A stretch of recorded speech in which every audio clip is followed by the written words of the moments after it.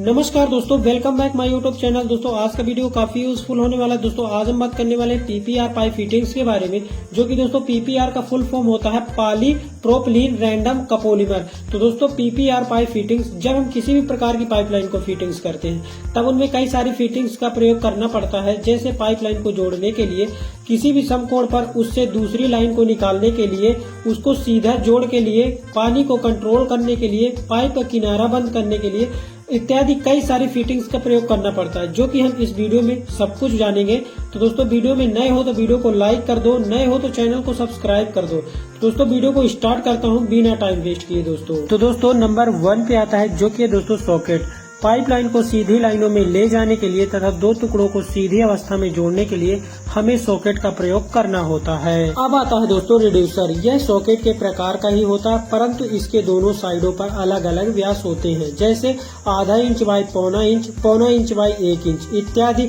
इसका प्रयोग पीपीआर लाइनों को सीधी जा रही लाइनों के व्यास को घटाने या बढ़ाने के लिए किया जाता है। इसको रिड्यूसर सॉकेट भी कहते हैं। आता है दोस्तों इक्वलिटी। जैसे कि इसके नाम से ही प्रतीत होता है कि इसकी शक्ल अंग्रेजी के टी अक्षर से मिलती जुलती है, अतः इसको इक्वलिटी कहते हैं। इसका प्रयोग समकोण पर ब्रांच लाइनों को निकालने के लिए किया जाता है। इस टी के 3 मुख होते हैं, अतः इनका व्यास, तीनों का व्यास बराबर होता है। इसको हम इक्वलिटी कहते हैं। अब आता है दोस्तों रिड्यूसर टी। दोस्तों अभी मैंने इक्वलिटी के बारे में बताया, रिड्यूसर टी उसी तरह से सेम होती है, परंतु बात करूं रिड्यूसर टी की तो दोस्तों इसका प्रयोग ऐसे स्थानों पे किया जाता है जहां पर हमें समकोण पर कम व्यास की लाइनों को निकालनी होती है, अतः हमें रिड्यूसर टी का प्रयोग करना होता है।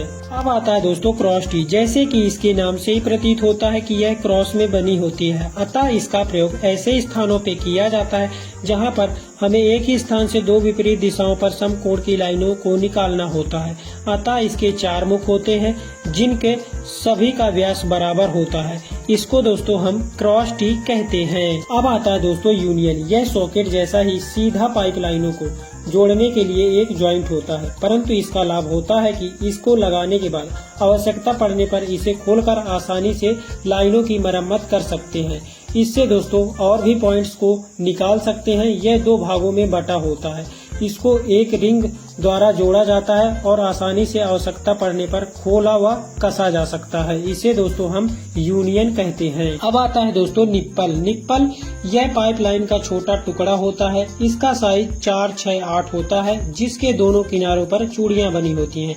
इसका प्रयोग स्टोरेज टैंक पर टूटियां लगाने के लिए किया जाता है। इसको निप्पल कहते हैं। अब आता है दोस्तों प्लग। यह वहाँ प्रयोग किया जाता है जहाँ से हमें आगे लाइन को न ले जाना हो और न ही वहाँ पॉइंट्स को लगाना हो, अतः लाइन को उसी द्वार पर बंद कर दिया जाता है। परंतु इसको एल्बो तथा सॉकेट की आवश्यकता पड़ती है, क्योंकि दोस्तों इसको प्लग के ऊपर चूड़ियां बनी होती हैं, अतः इसको लगाने के लिए हमें सॉकेट और एल्बो और टी की जरूरत पड़ती है। दोस्तों इसे हम प्लग कहते हैं। अब आता है दोस्तों कैप। कैप जैसे कि इसके नाम से प्रतीत होता है कि यह कैप की आकृति का होता है, अतः कैप यानी टोपी। तो दोस्तों इसका प्रयोग पाइपलाइन को बंद करने के लिए किया जाता है, ताकि पाइपलाइन पे कोई कचरा वगैरह न जाए।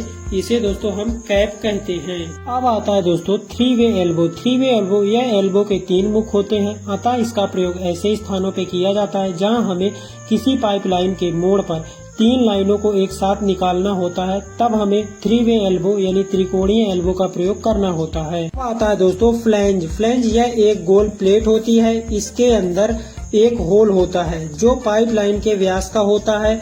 इस होल के चारों ओर 4, 6 या उससे अधिक सुराख होते हैं, जिनमें नट बोल्ट लगाए जाते हैं। इसके बड़े व्यास पर प्लेट पर चूड़ियां कटी होती हैं, अतः इसको आसानी से पाइप पर चढ़ाया जा सकता है और फ्लैंज जोड़ लगाया जा सकता है। इससे यह लाभ होता है कि आवश्यकता पड़ने पर पाइपलाइन को यहां से आसानी से खोल सकते हैं। अब आता है दोस्तों FTA, जिसको दोस्तों फीमेल थ्रेड एडाप्टर भी बोलते हैं। दोस्तों इसका प्रयोग पाइपलाइन पर किया जाता है, पाइपलाइन को जोड़ने के लिए एवं टोटियां लगाने के लिए इसका प्रयोग किया जाता है। दोस्तों इसके साइड एक साइड थ्रेड बनी होती है और एक साइड दोस्तों इसको गर्म करके पाइपलाइन पे ज्वाइंट किया जा सकता है। इसे दोस्तों फीमेल थ्रेड एडाप्टर बोलते हैं और FTA बोलते हैं।